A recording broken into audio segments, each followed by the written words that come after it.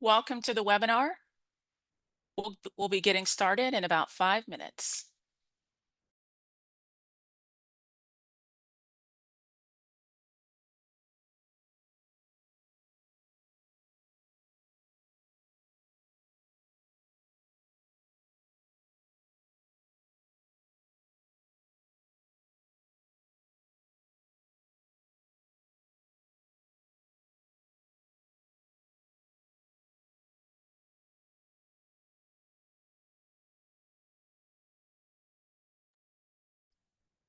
Welcome everyone to today's webinar.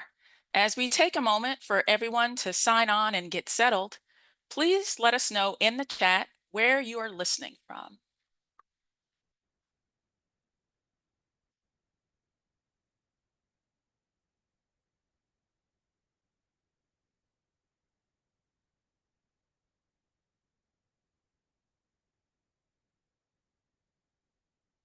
Welcome everyone to today's webinar. We're very excited to introduce today's topic, Designing for Impact, Firsthand Perspectives Shaping Diabetes Technology. My name is Katrina Holland. I am the Executive Director for MedTech Color, and we're so pleased that you've taken the time to join us today. We're really excited about today's topic, Designing for Impact, Firsthand Perspective Shaping Diabetes Technology. We have an expert panel to have a conversation with you and lead you through this information. Before we get started today, I wanted to briefly review some of our housekeeping items. We encourage everyone to use the Q&A feature at the bottom navigation bar on your screen. We'll try to leave time for questions at the end of the presentation, so feel free to submit any questions you have throughout to the Q&A throughout the event. Also, a recording of the session will be available within 72 hours after the event. And finally, at the end of the event, please be sure to take our brief survey, which will appear in your browser directly after the webinar. We appreciate active engagement and respectful participation in our webinars. Your contributions and insights are essential to fostering a collaborative and enriching environment for all attendees. We invite you to actively participate in today's session, and to show us you're ready to get started, share a reaction with us, either a thumbs up or a heart that lets us know you're there and actively engaged. Awesome. We hope you'll continue to use those features during the discussion as well as the Q&A throughout the event. The views, statements, or conclusions of the presenters are their own and should not be construed to represent or reflect the views, policies, or positions of their employers, MedTech Color, or any other organization with which the presenters may be affiliated. And without further delay, I would like to hand this over to our incredible panel to get started with our event. Hi, everyone. My name is Alicia Pearson, and I'll be your moderator today. I'm a clinical trial manager at Evidation, where I specialize in decentralized trials and making more diverse, accessible research. I also happen to be the mayor of Lanesboro, Minnesota, where we're really focused on bringing more technology to rural healthcare. I'm so excited about this panel. We have basically every side of diabetes tech represented here, and you're going to learn a lot. I think that we'll go ahead and start with John Wilcox, a tech founder, CEO with a master's in diabetes health. John, can you tell us which one came first, the tech CEO or the master's in diabetes health? Yeah, absolutely. So again, my name is John Wilcox. I'm co-founder and CEO of Diatech Diabetes. We're a software medical device company that specializes in programming and software development for diabetes tech. And as Alicia mentioned, we started our company very shortly after our undergraduate, and I've been working with it since. So I did get my master's during this time of working at Diatech. And yeah. Personally, though, I am connected to type 1 diabetes. I have type 1 diabetes, have had it for close to 20 years now. And today I'm very excited to participate, bring some insights on diabetes tech development, what's coming into the pipeline, both for technology, but also immunotherapies, and talk also about diabetes funding mechanisms for anybody that's interested in learning how to raise capital in those spaces. So great to be here. Thank you so much. And now we'll turn it over to Dr. Amanda Williams, physician, researcher, and a parent of a child with diabetes. What has it been like to try to juggle diabetes from both a personal and professional standpoint? Thanks, Alicia. So, Amanda Montalbano, yes, I am a board certified pediatrician, and about 3.5 years ago, diagnosed my own son with type 1 diabetes. So, prior to that, I was working full time clinically in pediatric urgent care, as well as being a health services outcomes researcher. And since that time, have really dived in the way that I dive into my previous career, and really understanding all the research around diabetes, the upcoming technologies, upcoming therapies, really to set my son up and others for the best success. And we're very privileged that he has access to those. It is one of my greatest desires to make sure that that access is widely available. As somebody who is bilingual and spends a lot of time with different cultures and different populations, to make sure that they have access to those as well. Amazing. Okay, and now we will turn it over to Cecilia, patient advocate, nonprofit partner. Cecilia, what made you start being so passionate about diabetes care? Well, And hi, thank you, Alicia. Hi, everyone. I'm Cecilia Silva. I am a type 1 diabetic since I was 8 years old. So the immense change in technology for the past 30 years, and now I've told you my age, has been massive, right? When I started my journey on diabetes type 1, we were still talking about injections. I mean, insulin pumps were just beginning. I think the first one was in 1984. So, but it wasn't available. It wasn't really accessible. It wasn't first line of treatment for type 1 diabetics, right? And that is what initiated my interest in getting into the medical device industry, initially in clinical trials and actually on the path of regulatory affairs, which is what I currently do. But obviously with a passion focused on diabetes, because I am a diabetic and I've seen the huge impact of technology and how do we bring in health and tech together to empower patients and lead to better outcomes. amazing. And I think it's fitting that we will end with Ryan Riddle, who works in payer strategy and reimbursement.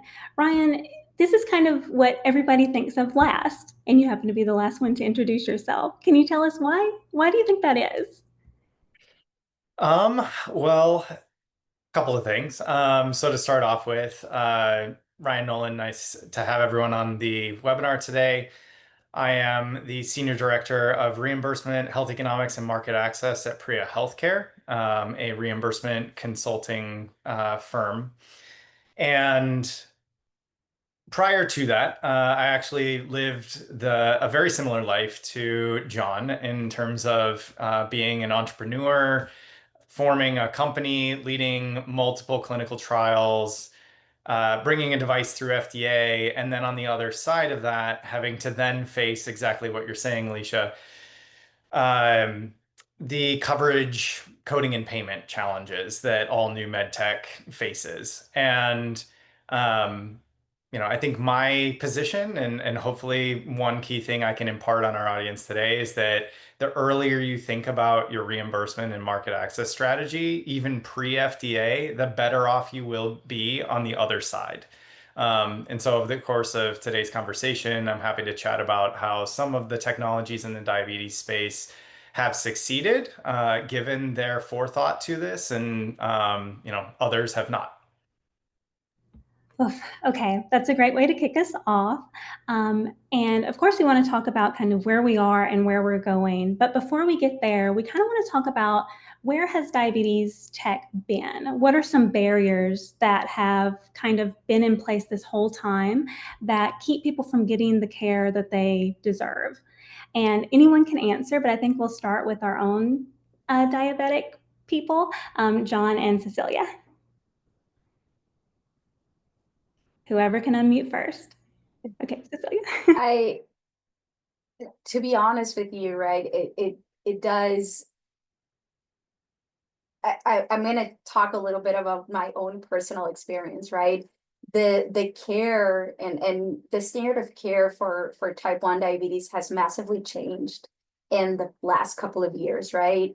With the embracing the technology that was available. However, the technology was available much earlier than it becoming standard of care, going back to what Ryan was mentioning, right? So as a patient, to be very honest, I was lucky enough that my parents were able to cover, right, and to take on some of that additional cost that came with embracing that new technology that my physician also thought was appropriate and relevant, but coverage wasn't there yet.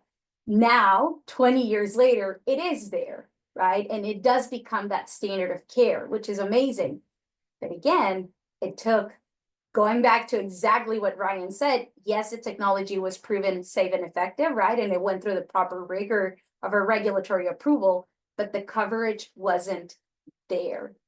As a patient, if you don't have the means to access it, or not only that, if you're not even aware or educated, if your healthcare network isn't educated about them, you're kind of, you really have nowhere else to go. I'm sorry to sound negative because that wasn't my intention. And like I said, luckily that's not where we are. But as we look forward to further technologies that will make diabetes management much easier, we don't want to be again 20 years behind. And I'll stop there, John. Yeah, no, I think that, speaking from the patient perspective here as well, there are so many new things in the diabetes technology space, so many different types of diabetes technology. It is a very niche area of medtech, one that requires a lot of education that can be provided to patients and caregivers. So for us, right, we attend these conferences. We were just joking about some conferences before we joined on the panel here, and these are really great for us. But the greater population of people with diabetes and prediabetes in America do not have access to this information. And so it's really about trying to figure out how we can enable access through improved education. Because a lot of times we can have these discussions with patients, and I'm sure, Amanda, maybe you can talk more about this, where patients really do not have an idea that there are these different options for them for complex diabetes systems that they can use that can greatly improve time and range, A1C reduction, reduction in comorbidities. So really at the end of the day, I think it's about figuring out strategies of how to get general providers and opening up educational opportunities for, again, all these very specific diabetes technology options. Once that can, and that's obviously a big task, but we address that, accessibility can increase. We can go into, coverage and insurance and all of that about this, but really at the end of the day, I think it just comes to knowing that patients know, oh my gosh, there's a, improved AID system that they can use for their diabetes management, or they maybe could consider utilizing inhalable insulins, or they could consider utilizing, different types of continuous glucose monitors that are being approved. So yeah, just increasing that awareness. Yeah, and I think it really has to be probably on both sides, getting patients more involved in what's out there on the landscape. But as a clinician, I'm going to tell you, getting the clinicians comfortable with the various types of very rapidly developing tech. And not to throw my physician colleagues under the bus, but as somebody who sits both on the physician side and diabetic educator side, really leaning heavily on our diabetic educators, because they're really the ones who can take the time to understand the niche differences in the different AID systems, how to pair maybe a pump with inhaled insulin or an MDI that's working, strategy that's working well. The physicians honestly are really there to troubleshoot, to prescribe, um, but in all reality, really leaning heavily on our diabetic educators and making sure, again, those reimbursements are there for those individuals and really delivering care as a team, I think is huge. The other thing I wanted to add on with what Cecilia said is not only was the reimbursement not there as the technology, came into development, but also the gatekeeping, unfortunately, at a clinician level. The you must walk up both ways in the snow, to school before you're allowed to have a pump. Which really, when we see like John talked about, the excellent outcomes we have with AID systems, really this could decrease burden for those who are struggling on MDI or other maybe just not even on CGMs, really helping people access that technology to decrease the burden if they are struggling. It shouldn't be, oh, you're doing well, now you can get it. On the flip side, if you do get it because you are struggling and then you start doing much better, that should not be taken away. So if we want to talk about reimbursement and coverage, Ryan could probably speak to those two sides of, depending on your insurance, on your access, there are some barriers of you must be doing poorly versus you must be doing well. And I don't mean to open this up right before Ryan, you respond, but we're talking about CDCES education. Check out Diatech. This is a really great resource that provides great comparables between diabetes technologies, what's coming out, what's been approved, what's available. I just posted a link in the chat. I believe that is to their webpage. But again, it's these types of resources where you can directly go on, find a very easy navigable way to see different options for your patients, compare them.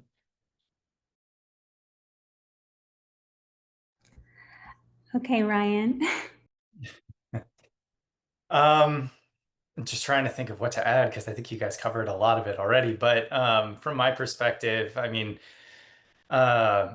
historically speaking, the advent of a lot of med tech innovation for diabetes patients has really happened since, I don't know, early 80s to today. So historically speaking, has not really been that long of a timeline. And as everybody's already said, and I don't want to necessarily beat a dead horse, is that with the advent of new technology, there's always going to be a lag when it comes to insurance wrapping their heads around a new technology. How does this fit compared to the current standard of care? They want assurances that, hey, if we adopt something, we know what we're paying to get in terms of outcomes. And a lot of that lag naturally comes from, I think, waiting on the clinical evidence in a broad enough patient population that it's generalizable, for better or worse. And so there's a lot of ongoing efforts in terms of innovative ways to conduct, pre-clinical verification. Like the University of Virginia's Center for Diabetes Technology has a lot of really cool clinical trials that people should check out if you're unfamiliar. And I give kudos to John for pointing that one out on a previous call between us. But there's still going to be a need on the payer side, despite all this innovation and despite the FDA trying to be more of a collaborative partner in terms of bringing these innovations to market, as opposed to the gatekeeper of old, where they were viewed as, the scary boogeyman and, inhibiting new innovations from reaching the market. FDA has been doing a lot, and I want to give them credit. On the payer side, though, they still hold strong to the deeply ingrained necessity for broad, prospective, if technically feasible, blinded clinical trials. And this is across all industries, not just focused in the diabetes medtech space. So just kind of a little bit of a perspective there. Some of the key things also that I just wanted to briefly note is that continuous glucose monitors, with them coming out in the, late 90s, early 2000s, these are relatively new in the broad, consideration of timeline. Those haven't really been receiving positive coverage until the last 5 years. And in addition to that, one point that I just find as a fun fact is that even within CMS, looking at some of their regulations, what Medicare is willing to cover and pay for, they had very strict requirements, to the point that Amanda had made, for patients to, essentially jump over these hurdles to gain access to new technologies. And it wasn't until 2021 when they actually rolled back a lot of those restrictions, including the requirement for doing regular finger sticks. As crazy as that seems, only 4 years into our past, that's no longer a requirement. So I'll stop there because I could go on and on. Or the fact that once they're on CGMs, then they're no longer getting access to glucometers because they can't have both anyway. Do we think that we'll see that same kind of cycle play out where the payers won't let people go to the newest technology unless the current one's absolutely not working? Like, is it not enough that it just improves the quality of life? Must it also show some other tremendous benefit? So I think that would this is. go, John. Okay. Oh, I was just going to quickly say that we're kind of seeing this a little bit with Afrezza, and their non-inferiority studies, I believe, with their pediatric population. I know there was a lot of research that was presented recently this past summer at some of the conferences on outcomes. And again, an effective diabetes therapy that is providing a completely novel method of insulin absorption that is struggling in certain areas for reimbursement with still some insurance providers. So this, I think, is, at least to my knowledge, a current example of that, where we have a novel technology that is very effective. It's still kind of going through these qualms. I'm sure, though, that is maybe standard, and maybe Ryan and Amanda can speak on that. But it's funny you mentioned that question, because I've sat in several meetings in these last conferences of them showcasing all this amazing clinical data, and them dealing with that hesitation from insurance companies for coverage. Yeah, part of playing the game as a as a prescriber, knowing what ICD-10 code to put on the patient's chart in order to get that approved, and then making sure that their other insulin is not then discontinued because then they're getting inhaled insulin. Like it's a tight game. But to your question, Alicia, as far as, isn't just quality of life good enough?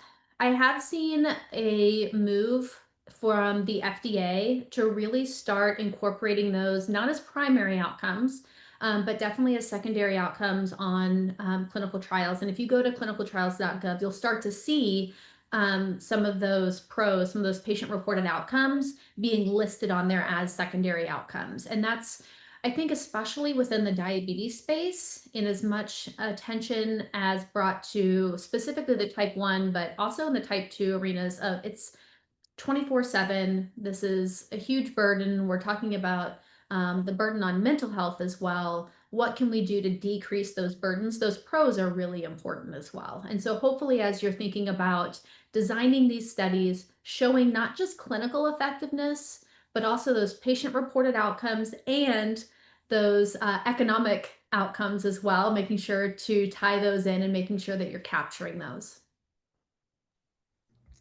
Yeah, if I could just kind of tack on to that comment about economic outcomes, that would be my one recommendation. And I'm seeing it a lot more across medtech industry in general, is that a lot of the medtech manufacturers, the innovators, entrepreneurs are trying to focus not just on, and if I could make a recommendation to our audience, like don't just focus on the bare minimum of what FDA wants in terms of safety and efficacy. You need to really be considering the economics, like what would your future of care look like? And then being able to juxtapose that with how the standard of care is failing in some aspect. Economics could be one angle of that, but what I've seen payers be more receptive to is the clearer you can paint that picture in a couple of strong studies. You'll never get coverage with one single study. So you're going to have to do a couple of studies to paint that future of care picture. The clearer you can paint that picture, the better.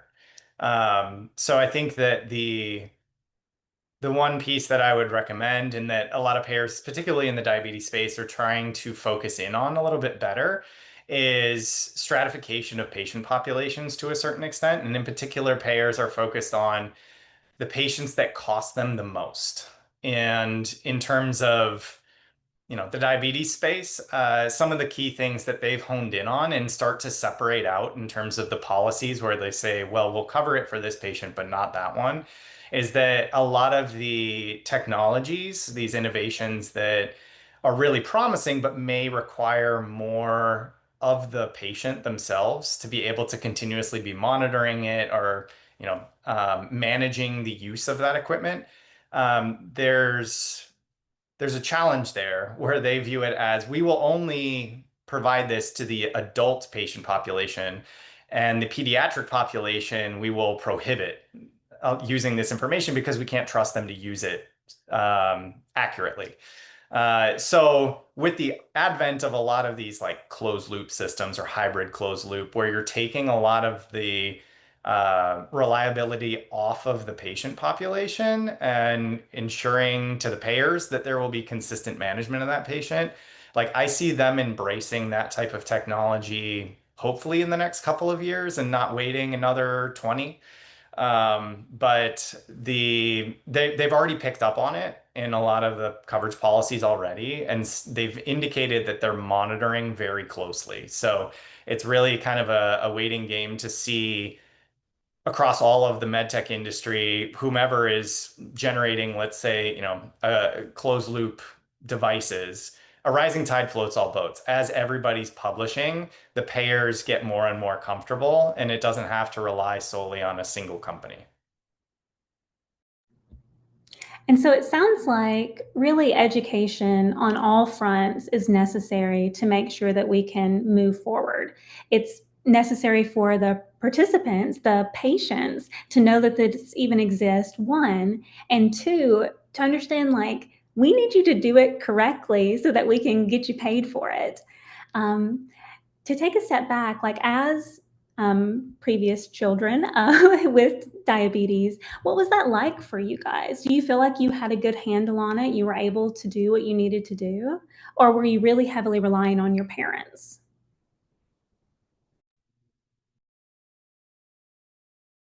Cecilia, please go first. I'll go second. Oh, okay. That's actually a really great question. I'm going to start there. Yes and no. I was very lucky. I think, now that I look back on the network of providers I had, my pediatric endocrinologist, Dr. Hart, if I ever run into her again, I'm pretty sure she retired by now. She was very much of the mindset, which was very unique, that because type 1 diabetes was a condition for life, that I needed to be responsible from the get-go. I was 8. I was barely responsible for anything, to be honest with you, right? So, but she made it her mission that, in our appointments, it wasn't my mom talking. She was having a conversation with an 8-year-old, challenging, why didn't I write down? Because back then, guys, I still had a logbook where I had to write down my finger stick numbers, okay? There was no report on clarity or anything, glucose, none of that. So why did I had a missing number? Why was I at 250, right? Where, what did I eat? So she really made it her mission to make sure that I was understanding what was happening and I was responsible. And at the end of the appointment, she would look at my mom and say, do you have any questions? It was awesome. Obviously, though, going back to something Amanda called out is the mental health burden, right? Because as an 8-year-old, all I wanted to do was go to school and not be different, to be honest with you. So from that standpoint is learning that part of the disease and management. And then how do I bring it back to my 4th grade class so they know why I'm pricking my finger? They know why I'm going to maybe the toilet a little bit more than they are. You know, the first time that I went to an away camp with school, my mom packed me this massive cooler that I ended up giving a lot of different snacks to all the kids because she was afraid, right? What if you have a low? What if this? What if that?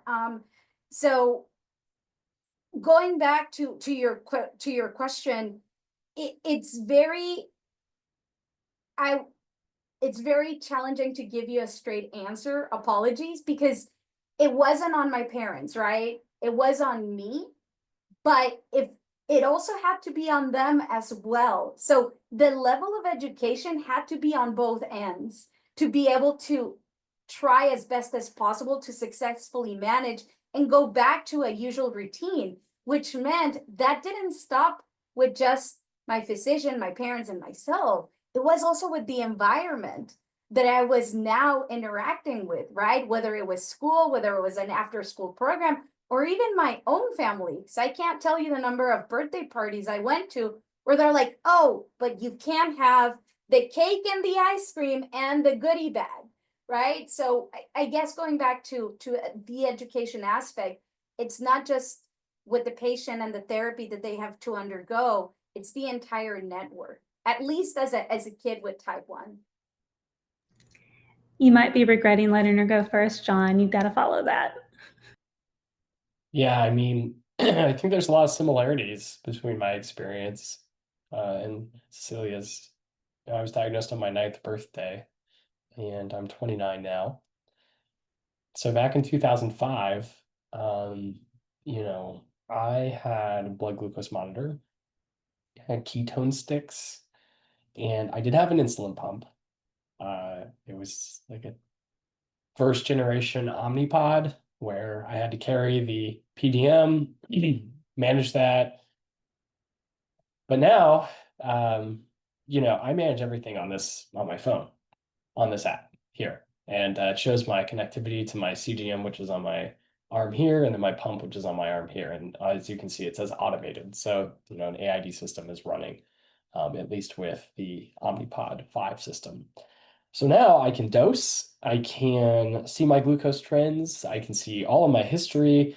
And, you know, this is, again, let's see if that works. But yeah, you know, you have all this data now at your hands. And this is the development that's really occurred over the last 20 years. You know, Ryan had mentioned the coverage of these things that allows us to be able to now have access to these devices.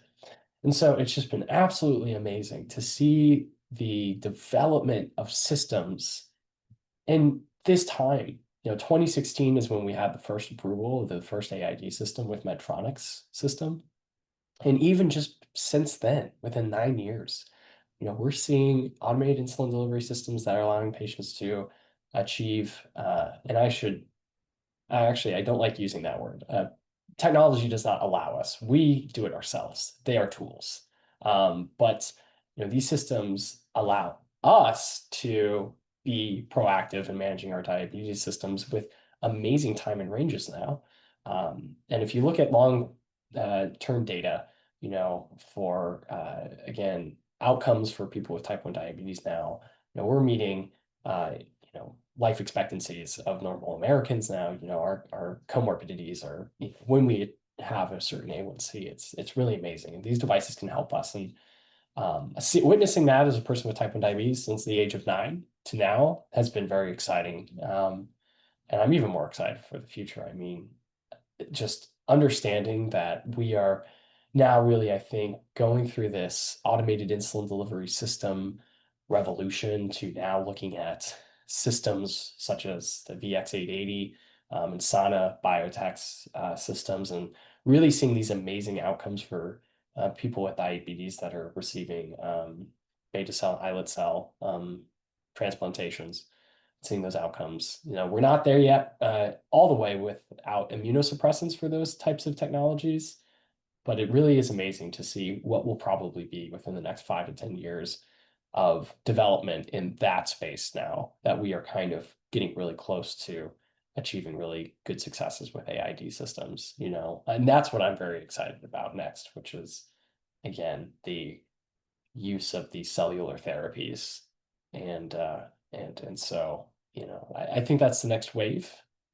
Very excited about that. But I'll say one more thing, which aside from the diabetes technology evolutions that have occurred over the time of being a person with diabetes, I think it's very important to understand that despite, you getting these technologies, maybe these care plans from your healthcare providers, you have to be very flexible, both as a provider and a person with diabetes. And when I say flexible, management strategies as a person with diabetes when you are 9 are completely different when you were going off to college by yourself. And then now you're telling your parents, like, okay, you can just watch my glucose levels on your phone, but you're not going to have direct access to me. Like, you'll see my glucose is like 38, but I'm in a different state now in college, and you can't wake me up to do a juice box.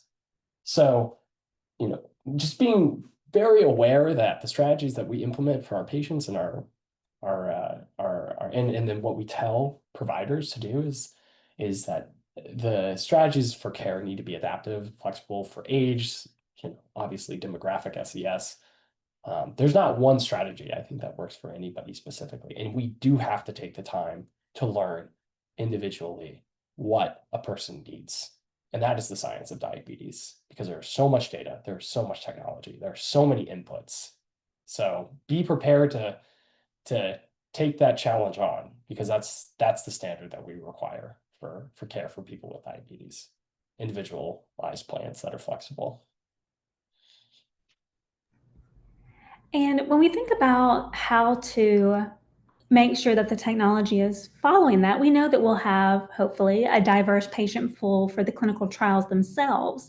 But how can we get in before that to make sure that the technology really makes the most sense, that it will improve, and that people with diabetes right now think that it will? Like, how can we help before the trial even gets started, make sure that the companies are on the right track?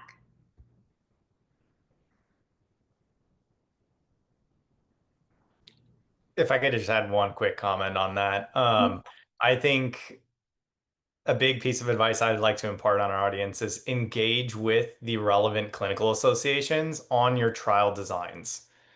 That's one of the easiest ways to make sure you're on the right track. Go directly to the experts, the future, providers who would be caring for that patient population. And there's a lot so across every clinical society, there's usually a industry committee. This is their job. So reach out to them. They're more than happy to do, a review of your protocol to talk through, are we missing something from the clinician or patient point of view? Yeah, I don't mean to be talking a lot, but I will add funding for companies, right? It's a kind of an elephant in the room, but there are resources within the diabetes space for early stage funding for companies. And as a matter of fact, I see Nadine on this call.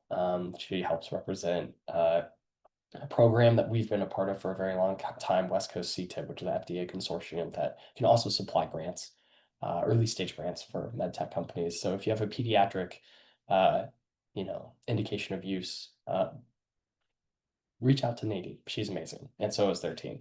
But outside of that, of course, you have non-dilutive funding options that are grant enabling. The NIDDK offers SPIR funding, specific RFAs that are you can apply to.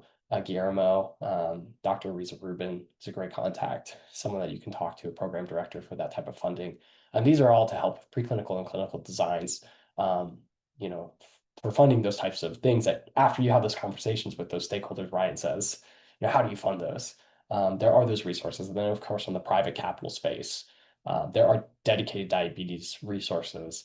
I can name several, but big ones include the Diabetes Venture Fund, 1921 Ventures, Breakthrough T1D, Helmsley Charitable Trust. So, you know, a lot of things mentioned here, but again, increasing education and knowledge of funding. Of course, our funding ecosystems are always challenging. People always say it's a challenging time to raise money. It's always a challenging time to raise money. So just knowing about these different resources and contacts to help fund these projects that we talk about, I think that's a really important point for these technologies that get developed. And I see a great plug from Amanda in the chat as well. Anything else to add there? It's just a resource for anybody to reach out. I guess conflict of interest disclosure. I'm actually on the PAC for Breakthrough T1D, but I am accompanied by dozens of really amazing individuals from across the globe, different ties to type 1 diabetes, and like this panel, have a variety of different professional lives as well. It's been incredible just to be part of that group. And it's nice if the company would like to reimburse the participants for their time, but we are a volunteer group, and so it is free to access. Amazing. Okay, so we'll have a little time for Q&A in about 8 minutes. And so before then, while we have these wonderful people at our disposal, we'll just go kind of down the line. What would you like them to take away from this? What would you like them to really try to implement as they leave here today, going out into the world? It can be whoever unmutes first, or I can call on someone. Well, I'm going to start with the end in mind. We've talked about the development, about early engagement, about reimbursements, and we've touched on getting it to the people who need it, but really thinking about that from the start. What is your implementation dissemination plan?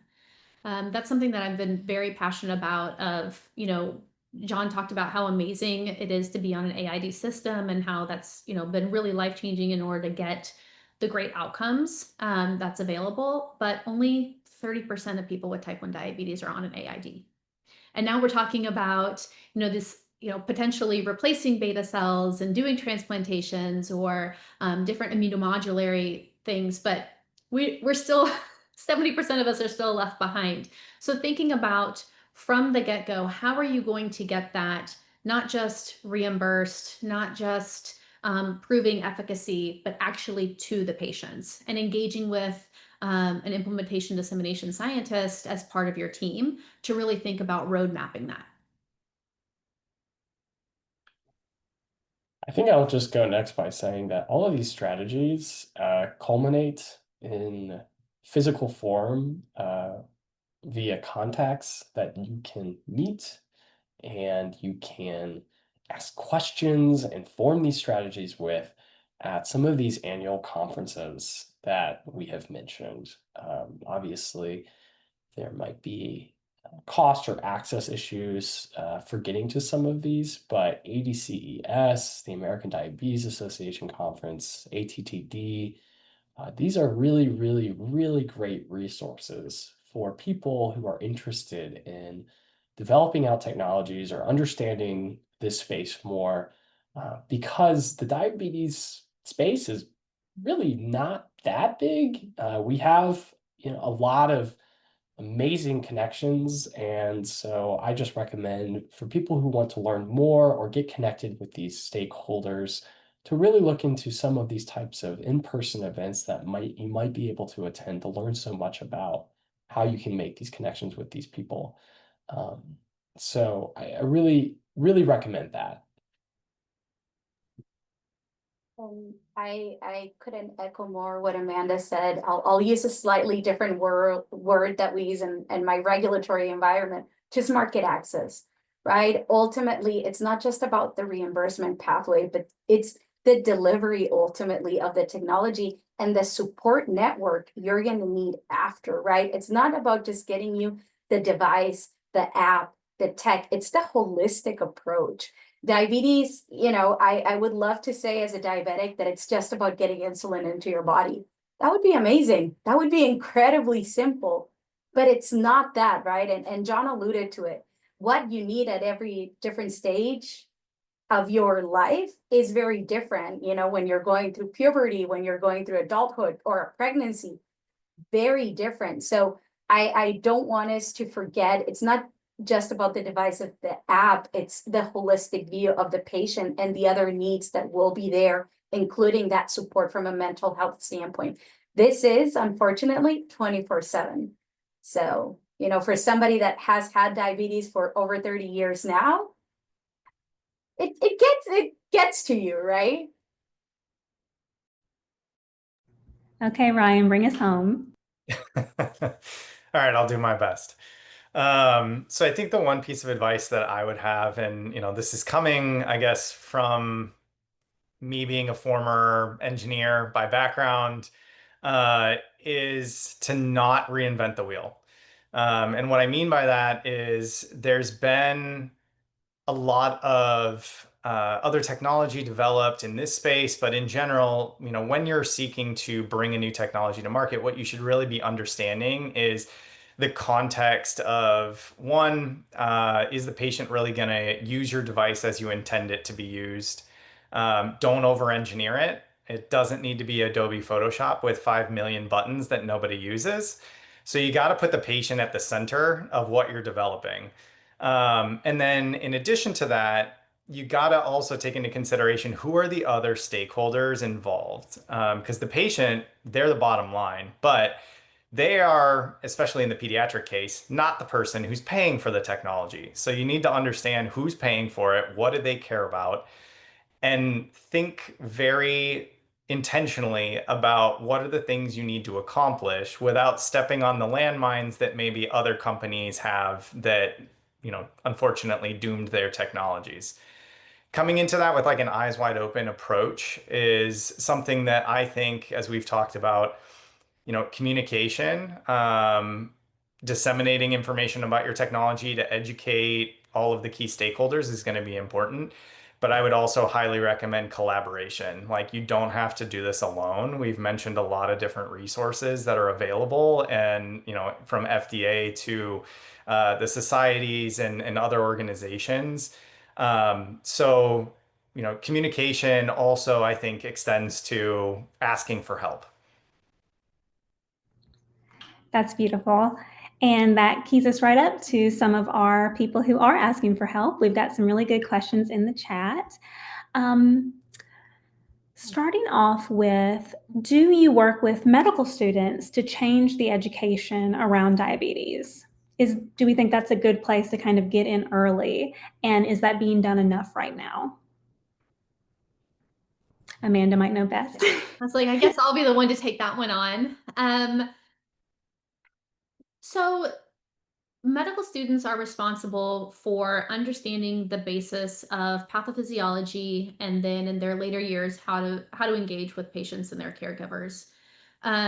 Specifically, education around the available technologies is not currently on the plate. And I say that as somebody who, recently I presented at a conference for clinicians and business owners in the urgent care space, and hearing their feedback of not realizing that type 1 diabetes can be diagnosed in adults. Hearing that from a group of very experienced clinicians, I would say, no, we're not engaging with our medical students enough. And even as, I'll throw myself under the bus that even as a clinician, I had worked for over a dozen years in urgent care before my own son was diagnosed. Luckily, had my clinical boss was a type 1 diabetic. Her son became diagnosed during the time that I worked with her. And I still didn't fully understand. When that patient walked in the room with the pump, I was like, "Ooh, I'm just going to pretend like that's not there." Right? Like they're not here for their diabetes. I'm going to pretend like it's not there. And now fast forward, I've completely came around, and love the fact that I'm able to engage with not only medical students, but my other faculty and other clinicians across, whether it's within urgent care, whether it's in primary care, really to make them more comfortable with the tech, I think is going to be really important moving forward.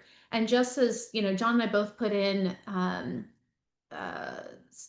some resources, Panther and Diatech are both excellent resources that just provide a framework to really understand the technology and what levers each type of technology has as a clinician that we can engage with. And that's something that I'm really passionate about sharing with other clinicians, that diabetes is not an endocrinology problem. It is the whole person. And it affects, my son just got a hand injury, right? So how would a hand injury affect diabetes? Well, the fact that he's not able to be as active. He may need, he had pain and stress. His blood sugars went high. Like all of these things, it's not just, as Cecilia said, get the insulin in, right? There's 82 other factors that are going to affect his need for getting that insulin in. And so really being able to treat the whole person, and that is something that we can definitely instill in our medical students. Amazing. Anything else to add before we go to the next question? Hard to follow. I will also want to put a plug in as an epidemiologist and researcher, getting students involved in research early, not just because we, want more entrepreneurs out there, which would be great, and more researchers, which would be great, but also just teaching people how to ask curious questions and be critical thinkers. I love that. Okay, next question. This fragmentation limits the effectiveness of comprehensive diabetes management platforms and creates data silos that hinder coordinated care. That's just a little background. The question is, what would you all like to see in terms of data lake design? I love this question. Data lakes. Wow. So for this, it's very interesting because, as I mentioned, diabetes has so many inputs on data from so many devices and so many different things that can impact glucose management.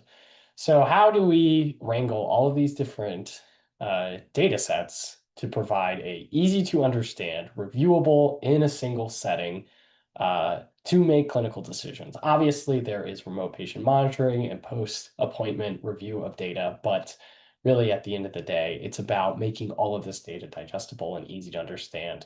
And yes, it can be very fragmented. So obviously some comparisons to look at. We have things like Resmed and Gluco and all these diabetes review systems that were mentioned earlier, like Clarity. But thinking about a perfect data lake for diabetes systems can be challenging because there's also inputs that are coming out that are not even available now. I mean, now we're looking at systems like CGMs that can do other types of analytes, outside of glucose. Now we're looking at things like cortisol and lactate and insulin in subcutaneous and blood. So, who knows what other data inputs are going to be provided eventually. But I think really it comes down to three main points. Data lakes with all these different diabetes data inputs really need to focus on interoperability.